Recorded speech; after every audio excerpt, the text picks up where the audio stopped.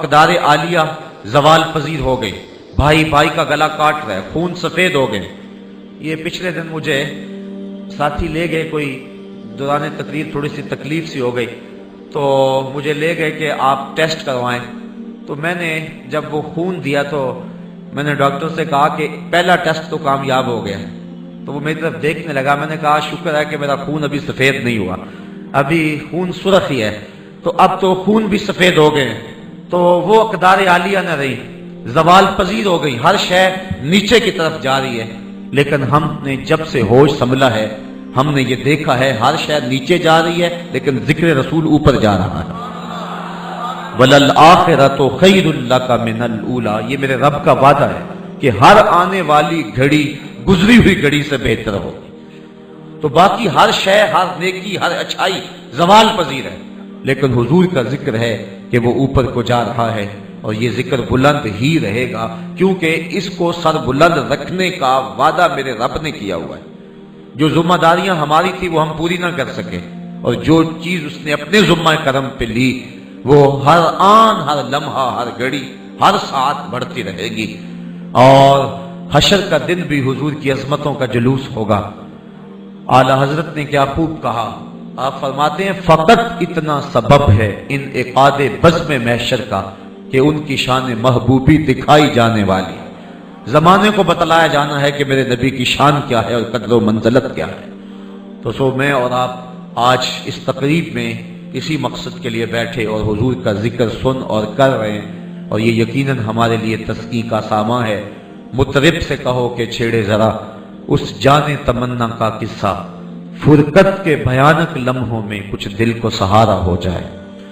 روح کو قرار ملتا ہے جب کسی کے لبوں پہ حضور کے نام کا قصیدہ آتا ہے۔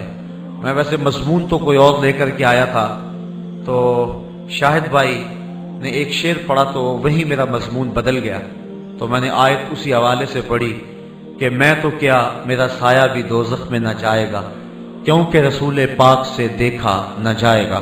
تو میری نظر میں قرآن مجید کی وہ پھر آیت آئی کہ اللہ تعالیٰ نے ارشاد فرمایا لقد جاءکم رسول من انفسہم عزیز علیہ ما عنتم حریص علیکم بالمؤمنین رؤوف الرحیم، بے شک تمہارے پاس وہ رسول آیا جو تمہیں میں سے ہے۔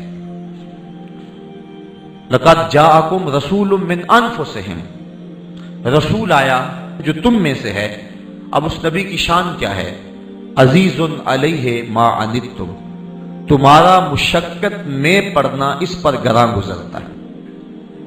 جب تم مشکل میں مبتلا ہو جاتے ہو، تمہیں کوئی تکلیف پہنچتی ہے تو یہ نبی بےتاب ہو جاتا ہے، میں تو کیا میرا سایہ بھی دوزخ میں نہ جائے گا کیونکہ رسول پاک سے دیکھا نہ جائے۔ اس کے تحت امام غزالی لکھتے ہیں کہ حضور نے ارشاد فرمایا لو تدخل شوکۃ فی رجل احدکم لوجدت علامہا، اے میرے امتی تیرے پاؤں میں کانٹا بھی چبھے تو اس کی تکلیف مجھے ہوتی ہے۔ مبتلائے درد ہو کوئی عذب روتی ہے آنکھ، اقبال نے کہا تھا مبتلائے درد ہو کوئی عذب روتی ہے آنکھ، کس قدر ہم درد سارے جسم کی ہوتی ہے آنکھ۔ جسم کے کسی حصے کو تکلیف ہو تو آنکھ اشک برساتی ہے، کسی بھی امتی کو کوئی تکلیف ہو تو حضور بےتاب ہو جاتے۔ یہ امت کے ساتھ حضور کا گہرا ربط ہے اور گہرا تعلق ہے۔ تو اللہ تعالیٰ نے اس تعلق کو یوں بیان فرمایا عزیز علیہ ما عنتم، تمہارا مشقت میں پڑنا اس پر ناگوار گزرتا ہے، اس پہ گراں گزرتا ہے۔ ایک شخص کو لوگ لے آئے، اس نے چوری کی ہوئی تھی، گواہی دی، تو حضور علیہ السلام نے حکم دیا کہ اس کے ہاتھ کاٹ دو۔ تو جب اس کا ہاتھ کاٹ دیا گیا تو کٹا ہوا ہاتھ جب حضور کے سامنے آیا تو آنکھیں برسنے لگی۔ تو صحابہ نے عرض کی کہ حضور آپ نے خود ہی تو حکم دیا ہے اور اب اس کا کٹا ہوا ہاتھ دیکھ کے آپ خود رو رہے ہو۔ تو کہا تم میرے پاس لائے کیوں تھے؟ تم نے جو ہے میرے تک لانے سے پہلے ہی اس بات کو ٹال دیا ہوتا۔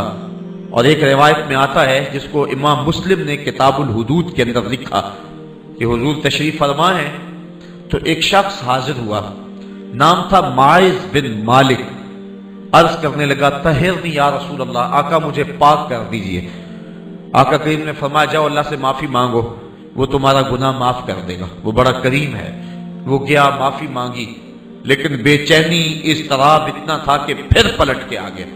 پھر عرض کی کہ طہرنی یا رسول اللہ، آقا مجھے پاک کر دیجئے۔ فرمایا جاؤ اللہ سے معافی مانگو، وہ تمہیں معاف کر دے گا۔ وہ گیا، جا کے معذرت کی، معافی مانگی، لیکن بے چینی اضطراب اس کو پھر در رسول پہ لے آئی۔ عرض کی طہرنی یا رسول اللہ، آقا مجھے پاک کر دیجئے۔ قالا فیما اطہرک، تو حضور نے فرمایا کس جرم سے تجھے پاک کروں؟ تجھے ایک مرتبہ کہا جا، چلا جا اللہ سے معافی مانگ، وہ معاف کرنے والا ہے، درگزر کرنے والا ہے، تو پھر بار بار پلٹ کے آ جاتا ہے۔ کون سا تم نے جرم کیا ہے؟ کس گناہ سے تجھے پاک کروں؟ قال من الزنا، عرض کی حضور مجھ سے زنا سرزد ہو گیا اور ہوں میں شادی شدہ، اور زنا کی جو سزا آخرت میں ہے وہ بڑی کڑی اور سخت ہے۔ میں چاہتا ہوں کہ دنیا کے اوپر اس کی سزا بھگت دوں، اگرچہ دنیا پہ بھی شادی شدہ زانی کی سزا یہ ہے کہ اس کو سنسار کیا جائے حتیٰ کہ وہ مر جائے، اس کو پتھر مارے جائیں، یہ سزا ہے اس کی۔ لیکن اس نے کہا کہ یہ میرے لیے آسان ہے، اور جو آخرت کی سزا ہے وہ میرے لیے مشکل ہے۔ حضور نبی رحمت صلی اللہ علیہ وسلم نے جبریل امین سے پوچھا کہ مجھے جہنم کے عذابوں کا تذکرہ سناؤ، تو انہوں نے عرض کی اخف العذاب، سب سے ہلکا عذاب جو جہنمی کو دیا جائے گا وہ یہ ہوگا کہ اس کا پورا بدن آگ سے سلامت ہوگا، لیکن اس کے پاؤں میں آگ کے جوتے رکھے جائیں گے، اور فرمایا یاغلی منہما دماغہ، اس کی حدت، گرمی، شدت اور تپش اتنی ہوگی کہ جوتے پاؤں میں ہوں گے، لیکن اس کی حرارت سے دماغ پگھل کے ناک اور کانوں کے راستے سے باہر آ جائے گا۔ تو حضور نے فرمایا بس کرو، مجھ سے نہیں سنا جا رہا ہے۔ تو یہ سب سے ہلکے عذاب کی کیفیت ہے جو آخرت میں ہوگی۔ تو جو سخت عذاب ہے العیاذ باللہ، تو حضرت ماعز ابن مالک اسلمی رضی اللہ تعالیٰ عنہ نے عرض کی حضور میں چاہتا ہوں کہ اس کی کڑی سزا سنسار ہونا ہے، تو مجھے اس دنیا کے اوپر ہی فارغ کر دیا جائے، آخرت کی کڑی سزا میرے بس کا روگ نہیں ہے۔ تو حضور علیہ السلام نے فرمایا کہ اس کا توازن عقلی تو ٹھیک ہے، اتنی بڑی سزا ہے اور یہ اقرار کر رہا ہے، اس کا توازن عقلی تو ٹھیک ہے؟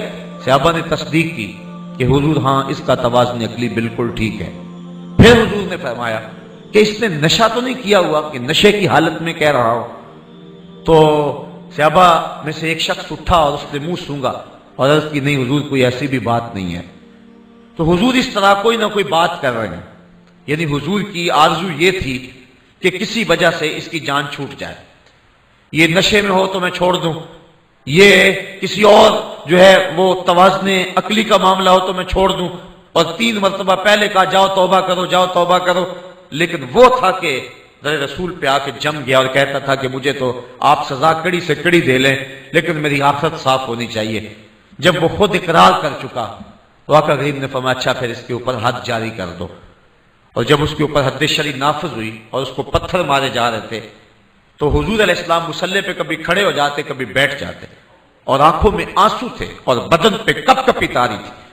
کسی نے کہا بندہ نواز خود ہی تو حکم دیا ہے اس کو سنسار کرنے کا اور خود ہی آپ رو رہے ہیں؟ تو حضور نے فرمایا وہ میرا عدل تھا، یہ میری محبت ہے۔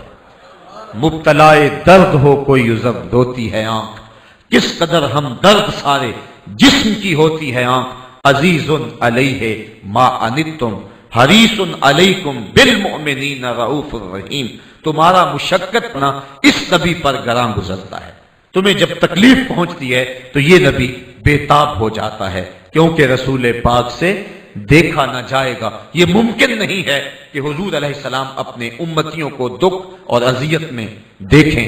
ایک دن حضور علیہ السلام نے اپنے ہاتھ اٹھائے، مشکات کی روایت ہے، اور کہا اے اللہ میری امت، اے اللہ میری امت، فبقا، اور ساتھ حضور رو پڑے، اور حضور کی چشمان اقدس سے آنسو ڈھلے اور جس سے رخسار بھی بھیگ گئے، اور حضور کی داڑھی مبارک بھی تر ہو گئی۔